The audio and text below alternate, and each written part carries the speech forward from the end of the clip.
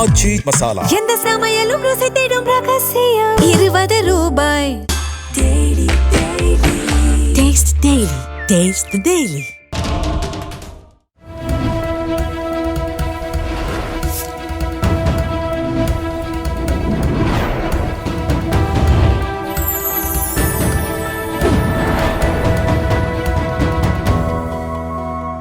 Channel 5 Tamil நேயர்களுக்கு வணக்கம்.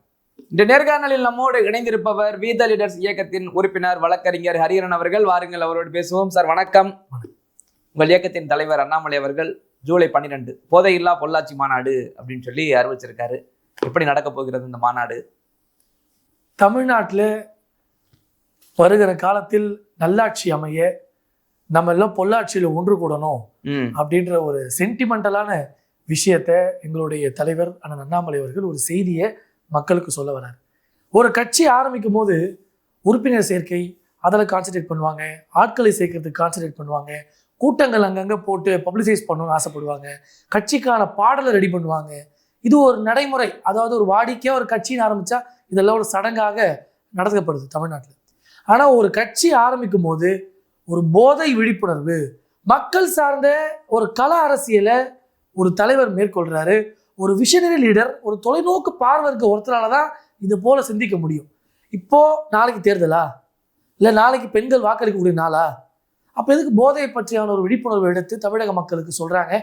ஒரு குறிப்பிட்ட இடத்துல அந்த போதை விழிப்புணர்வு மாநாடு நடத்துறாங்க.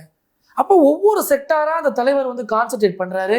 இன்னைக்கு நாட்டில் உள்ள பெரும்பாலான பிரச்சனைக்கு எது அடித்தளம்? போதை.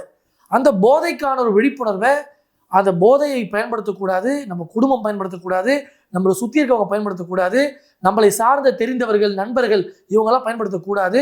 போய் நீங்கள் அங்கங்கே விழிப்புணர்வு சொல்லுங்க, ஒரு உறுதிமொழியே போட்டிருக்காங்க, அந்த உறுதிமொழி ஏற்றுக்கொள்ளுங்க அப்படின்னு சொல்லி ஒரு ஒரு ஃபண்டமெண்டல்லேருந்து, இந்த கிராஸ்லேருந்து ஒரு அரசியல் கட்சி மக்கள் சார்ந்த இயக்கமாக பெண்களை பாதுகாக்கக்கூடிய ஒரு ஒரு மூவாக தான் இந்த மாநாடை நான் பார்க்குறேன். பெரும்பாலான இளைஞர்கள், மகளிர் எல்லாருமே தன்னார்வத்தோடு மாநாடுக்கு எப்படிப்பா போகிற, எப்படிப்பா இங்கேருந்து போகிறோம் அப்படின்னு அத்தனை ஃபோன் வருது ஒரு தொண்டனுக்கு. அப்போது நாளைக்கு தேர்தல் இல்லை, நாளைக்கு எந்த விதமான அந்த அரசியல் சார்ந்த விஷயங்கள் நடைபெற போகிறது இல்லை தமிழ்நாட்டில். ஆனாலும் ஒரு கட்சி இன்னும் கட்சி பேர் அறிவிக்காம போது தேரும் திருவிழாவும் இருக்கு. இதை பார்க்கும்பொழுது ஒரு தொண்டனாக எனக்கு பெரிய மகிழ்ச்சி. பெண்கள் ஃபோன் பண்ணுறாங்க, இப்போ ஜென்ஸ் பிரதர் நம்ம ஏதோ ட்ரிப்பு மாதிரி போகலாம் கூட ஐடியா பண்ணி போவோம். நான் வெளிப்படையாகவே சொல்கிறேன், லேடிஸ் அவ்வளோ பெண்கள் விரும்பி தம்பி ஒரு முதல்ல ஒரு பொதுக்கூட்டம் போடுறாரு, ஒரு மாநாடு போடுறாரு, சென்னையிலேருந்து நம்ம போகணும். இதுவரை தலைவர் வந்து ஒரு காமன் ஒரு அழைப்பு கூட கொடுக்கல. அந்த பொள்ளாச்சியை சார்ந்தவர் வரட்டும், அந்த மாவட்டத்தை சார்ந்தவங்க வரட்டும் அப்படின்ற எண்ணத்தில் இருக்கக்கூடிய இடத்துல இன்னைக்கு தன்னார்வத்தோடு தொண்டர்கள் ஓடி வர்றதுக்கு முதல் இனிஷியேட்டிவ் அந்த அண்ணாமலை அவர்கள் எடுக்கக்கூடிய முயற்சி. இதற்கு நம்மளாம் உறுதுணையாக இருக்கணும்னு சொல்லி, நம்ம வீட்டு கல்யாண நிகழ்ச்சிக்கு எப்படி நம்ம ஃபார்மாலிட்டிஸாக இருக்க மாட்டோமோ அது போல் ஒரு கல்யாண நிகழ்ச்சி போல் எல்லாம் புறப்பட்டு தயாராக இருக்கிறாங்க.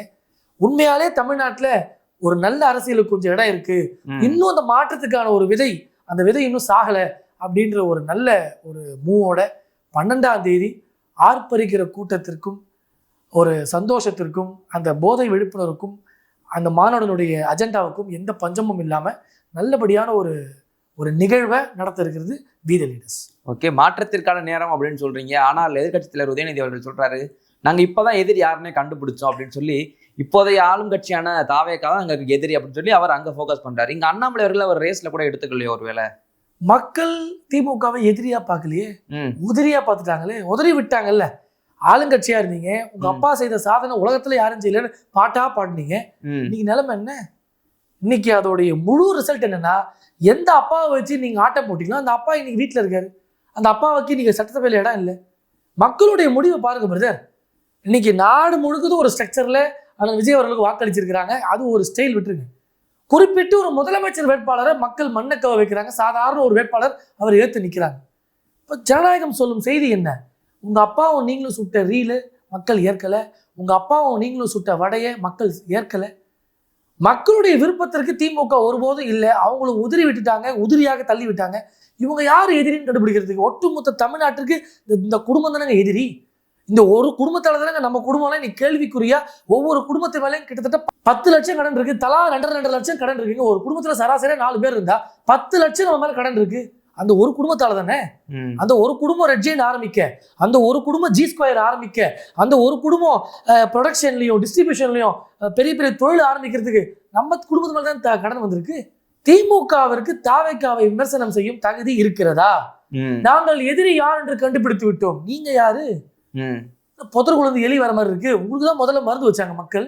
தாவேக்காவை கேள்விக்குள்ளாக்கி, தாவேக்காவை கேலி செய்து, தாவேக்கா எம்எல்ஏங்களை நன்கு காட்டுறது, அங்க உட்கார்ந்து ஒரு பாடி லாங்குவேஜ் பண்றது, இதுவா ஒரு ஆளுங்கட்சியாக இருந்த கட்சி நீங்க செய்யற வேலை? ஒரு எதிர்கட்சியோட வேலை என்ன பிரதர்? ஆளுங்கட்சி வேலை தான் தெரியல உங்களுக்கு, வீட்டுக்கு அமைச்சாச்சு. எதிர்கட்சி வேலையா தெரியணும்ல, அதுவும் என்னன்னே தெரியல. திருப்பி எழுந்துக்கிறது அப்போ விட்டு அதே பலூனுங்க. ஏங்க டெய்லி நம்ம வீட்டுல தோசையே கொடுத்துருந்தா என்ன கடுப்பாகுமா பண்ணுவாங்க. தினம் தோசையை ஊற்றி உயிரை வாங்குறீங்க. திமுக ஆளுங்கட்சியா இருக்கும் போது அதே தோசை, எதிர்கட்சியா இந்த பக்கம் வந்தவொடனே திருப்பி அதே தோசையை ஊத்துறாங்க. முதல்ல என்ன சொன்னாங்க? எங்க ஆட்சி சிறந்த ஆட்சின்னாங்க. இப்ப அவங்க மனசை அவங்களே தேர்த்திக்கிறதுக்கு நாங்க அமைச்ச எம்எல்ஏவால தான் நீங்க ஆட்சி அமைச்சீங்க, இது நாங்க ஆரம்பிச்ச ஆட்சி, இது நாங்க காப்பாத்தின ஆட்சி. மக்களை காப்பாத்துறதுக்கு தானங்க எம்எல்ஏ. யார் ஆட்சியை யார் காப்பாத்தினா எதிரி மோனையாக பேசுறது? உதயநிதி அவர்களின் கருத்து சரியான முதல்ல சொல்லுங்க. அவங்க எதிரி விஜய்னு டார்கெட் பண்றாங்க. இனிமே திமுகவுக்கும் தாவேக்காவுக்கும் தான் போட்டின்னு விஜய் சொன்னதை இப்ப இவங்க அக்செப்ட் பண்ணி ஓகே நாங்கள் தான் எதிரின்னு எடுத்துக்கிறாங்க. இப்போ அண்ணாமலை அவர்கள் இந்த இடத்துல எங்க வர்றாரு, எங்க ரோல் பிளே பண்றாரு? சார், எதிரி ஒருத்தருக்கு ஒருத்தர் எதிர்பார்க்கும். நீங்க நல்லவரா இருந்தா நீங்க என்ன எதிர்க்கலாம், நான் நல்லவரா இருந்தா உங்களை எதிர்க்கலாம். நம்ம ரெண்டு பேருமே அயோக்கியர்கள். நம்ம எப்படி ஒருத்தருக்கு ஒருத்தர் எதிர்க்கிறது? பதில் சொல்லுங்க சார். ஒரு நல்லவங்க இருந்தா ஒரு கெட்டவங்களை எதிர்க்கலாம். திமுக என்ன நல்லது பண்ணிடுச்சு, இன்னொரு ஆளை பார்த்து நீ தான் என் எதிரி, உன்னை சும்மா விடுவனா பாரு. 60 வருஷமா கோலி ஆடினது யாரு? பார்லிமெண்ட்ல உட்காந்து பல்லாங்குழி ஆடினது யாரு? இவ்வளவு எம்எல்ஏவும் இவ்வளவு எம்பியும் உங்களுக்கு தானே திரும்பி திரும்பி ஓட்டு போட்டாங்க இந்த மக்கள். 1000 வெறுப்பு இருக்குங்க என் மக்களுக்கு. திமுக ஒண்ணுமே செய்யல. எம்எல்ஏ முழுமையா கொள்ளடிக்கக்கூடிய ஆளு, கவுன்சிலர் கொள்ளடிக்கக்கூடிய ஆளு, மந்திரி கொள்ளடிக்கக்கூடிய ஆளு, அந்த முதலமைச்சர் குடும்பமா கொள்ளடிக்கக்கூடிய. ஆனா இவ்வளவும் தெரிஞ்சோம் 6 முறை உங்க அப்பா முதலமைச்சர் எடுத்துட்டாரு, நீங்களும் ஒருத்தர் முதலமைச்சர் இருந்ததானே செஞ்சீங்க. இவ்வளவு வெறுப்பும் இவ்வளவு ஆதங்கமும் இவ்வளவு அதிருப்தி இருந்தா கூட மக்கள் உங்களுக்கு தானே திரும்பி திரும்பி ஓட்டு போட்டாங்க. ஓட்டு போட்டு வெற்றி பெற்ற நேரத்துல எதையுமே செய்யாம இன்னைக்கு தோர்த்த பிறகு நீலிக்கடை வெடிச்சு என்ன எங்களுக்கு பிரயோஜனம்? இதைத்தான் மக்கள் கேள்விக்குள்ளாக்குறாங்க. தாவேக்காவை எதிர்க்கிற சக்தி இன்னைக்கு தமிழ்நாட்டுல யாருக்கு இருக்கு? தயவுசெய்து சொல்லுங்க. 75 எம்எல்ஏ அந்த கதையெல்லாம் விட்டுருங்க. சரி, தாவேக்கா தானே எதிரி முடிவு பண்ணிட்டீங்க.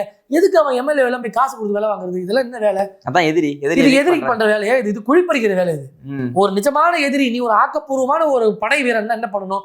தர்க்கம் பண்ணுங்க, வாதம் பண்ணுங்க, மக்கள் சார்ந்த குறைகளை சட்டமன்றத்துல பேசி தாவேக்காவை முடுக்கி விடுங்க. அந்த வேலையெல்லாம் விட்டுட்டு அங்க இருக்கிற எம்எல்ஏங்களுக்கு எம்எல்ஏவோட ஃபுல் ஃபார்ம் தெரியாது. அவங்களை இழுக்கிற 30 கோடி தரேன், 50 கோடி தரேன், 100 கோடி தரேன், வந்துரு என்னதான் அஜெண்டா ஃபாலோ பண்றீங்க நீங்க? ஆனா இதே உதயநிதி போன மீட்டிங்ல சொல்றாரு, நாங்க காப்பாத்தின ஆட்சி, எங்க கூட்டணியில் இருக்கவங்க நாங்க தான் போன் பண்ணி அனுப்பிச்சு விட்டோம். அண்ணன் திருமாவளவன் போயிட்டு வாங்க, கம்யூனிஸ்ட் போயிட்டு வாங்க, காங்கிரஸ் போயிட்டு வாங்க அப்படின்னு இவர் வசனம் பேசிட்டு இருந்தாரு போன வாரம் வரையும். இப்ப அவங்கவுங்க மீட்டிங் போட்டு பேசுற பேச்செல்லாம் பாத்தீங்களா? திமுகவுக்கு சாணி அடி விழுந்து விட்டது. அந்த சாணி அடி தாங்க முடியல. இந்த வடிவேல இன்னொரு தாத்தா வருவாரு, ஐயா என்ன அடிச்சிட்டாங்க ஐயா, வாத்தலைவா குருநாதா, என்னன்னு கேளு குருநாதா. உள்ள டான்னு தூக்கி ஒன்று அடிப்பான். என்ன தலைவா, மாட்டு சாணத்தையும் மனசு சாணத்தையும் மிக்ஸ் பண்ணி அடிக்கிறாங்க தலைவான்.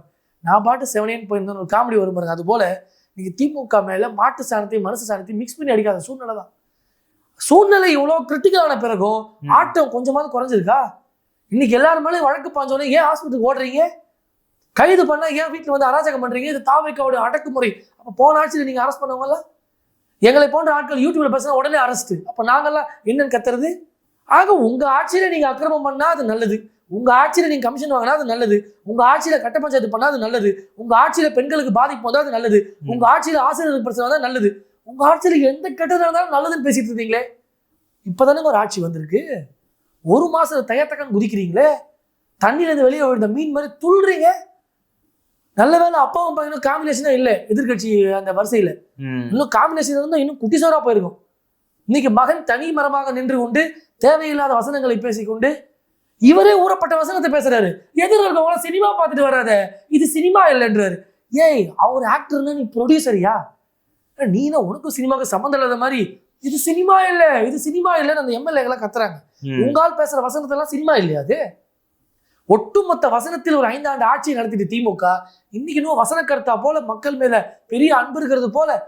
இப்ப நீங்க சொல்ற நெரட்டிவ் தெரியுமா? இப்ப திமுக ஒரே நெரட்டிவ், அண்ணாமலை என்கிற ஒரு மலை இறங்கிடுச்சுன்னா நம்ம மடுவா போயிடுவோமே.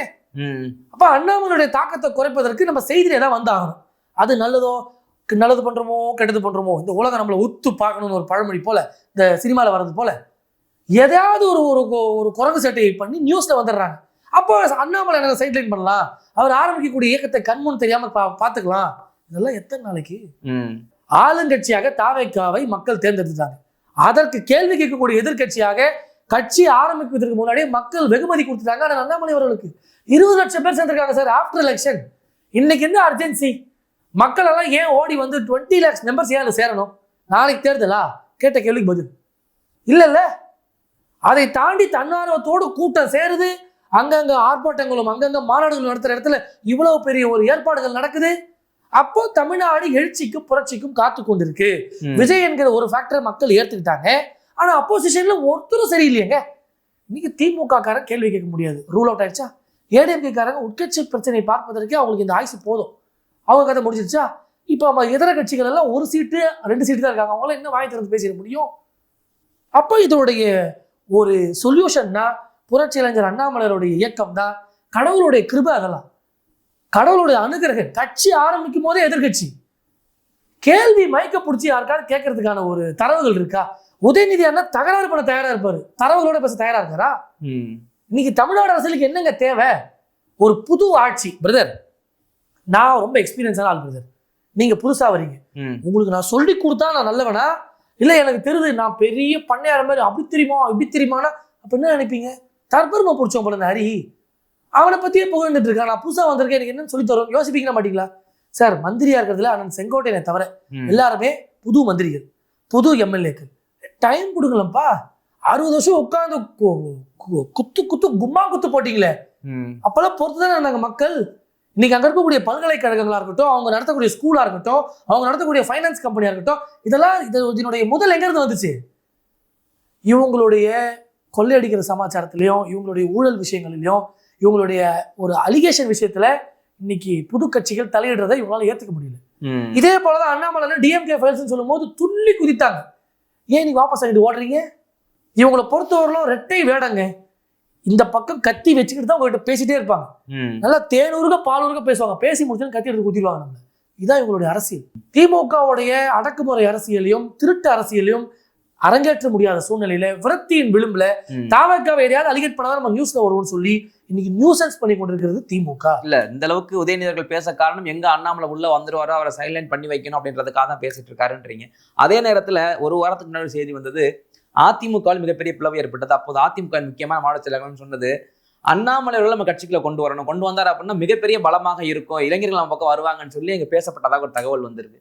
இப்ப அண்ணாமலை பவர் அங்க புரிஞ்சிருச்சோ, உதயநிதியை காட்டிலும் அதிமுக புரிய ஆரம்பிச்சிருச்சோ? விதியை பாத்தீங்களா?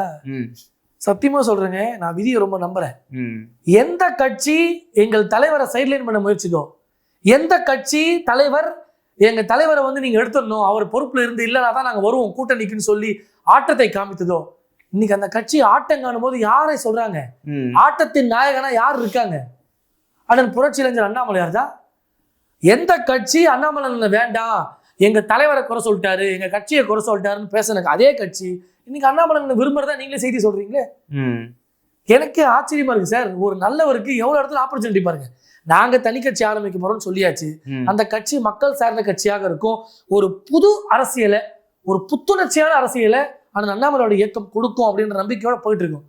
பாருங்க, காணாம போற கட்சியெல்லாம் பாருங்க, இன்னைக்கு நம்மளுடைய தயவு தேவைப்படுது பாருங்க.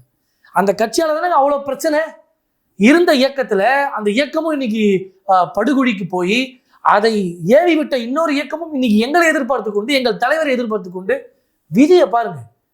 அதனாலதான் காலத்தின் சுழற்சியில நல்லது என்னைக்கு மக்கள் கருது தெரிய வந்துடும். நீங்க என்னதான் அவரை போட்டு நீங்க, அதாவதுங்க ஒரு நெருப்பு எரிஞ்சிட்டே இருக்கு, அந்த நெருப்பு மேல நீங்க ஒரு லாரி குப்பையை கொண்டு வந்து அடைச்சிங்கன்னா கொஞ்ச நேரத்துக்கு குப்பையை அடைச்ச மாதிரி இருக்கும், நெருப்பு உள்ள பத்திக்கிச்சுன்னா தீதீதையும் எரியும்.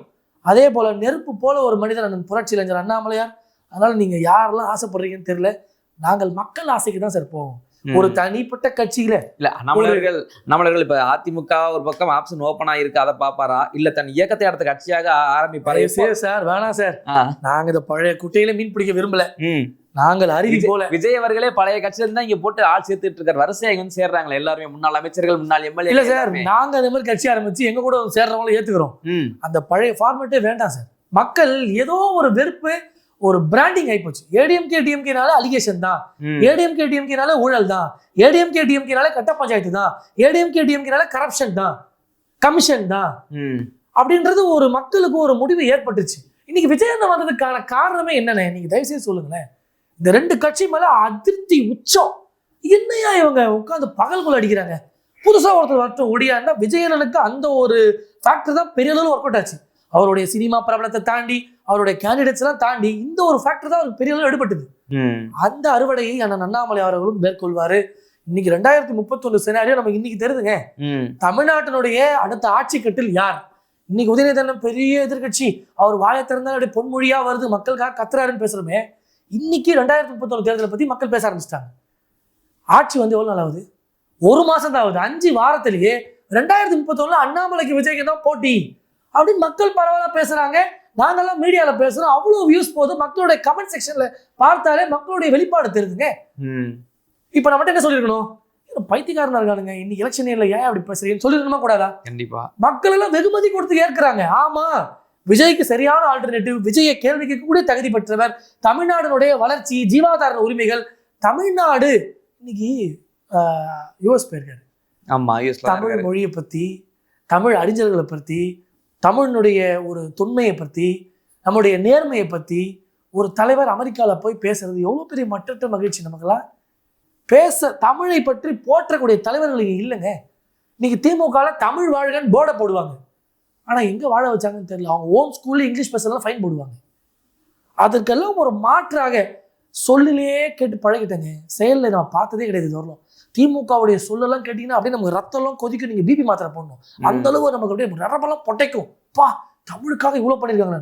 அப்படியே கண்ணை மூடி பேச திருப்பினீங்கன்னா செயல்பாடுல ஒண்ணுமே இருந்திருக்காது, வெறும் கல்வெட்டு தான் அவங்க கிட்ட. ஆனால் செயல் அரசியல் அப்படின்றது ரொம்ப ஒரு தீர்க்கமா இருக்கக்கூடிய தலைவராக அந்த அண்ணாமலை அவர்கள் ஒரு புது பாய்ச்சலை ஏற்படுத்துறாரு. இப்ப நான் பொள்ளாச்சி போறேங்க, கட்சி ஆரம்பிச்சிட்டாரு. யாருமே ஆதாயமற்ற தொண்டர்களா இருக்காங்களே. அப்ப இந்த கட்சி, இந்த கூட்டம் அரியணை ஏறுவது உறுதியா இல்லையா? அதுதான் இன்றைய கேள்வியாக இருக்கு. மற்றற்ற மகிழ்ச்சியோடு பொள்ளாச்சியில ஒரு விழிப்புணர்வோடு மக்களுக்கு வருகிற காலத்தில் அனைத்து விஷயங்களுக்கும் நான் விழிப்புணர்வை கொடுப்பேன், நல்ல விஷயங்களை மக்களுக்கு எடுத்து சொல்லுவேன், கெட்டது நல்லதை பேலன்ஸ் பண்ணி கொண்டு போறதுக்கு ஒரு நல்ல எதிர்கட்சி தேவைங்க. திமுக 75 சீட் வச்சிருக்கிறதுனால அது எதிர்கட்சி தேசியம் நினைச்சிடாதீங்க. உண்மையான மக்கள் கொடுக்கக்கூடிய எதிர்கட்சியாக புரட்சி இளைஞர் அண்ணாமலையார் மக்களின் குரலாக அனைத்து மக்கள் மன்றத்திலும் ஒழிப்பார். ஓகே சார், உங்களுடைய பல்வேறு கருத்துக்களை எங்களுக்கு பகிர்ந்து நன்றி. தொடர்ந்து பேசுவோம்.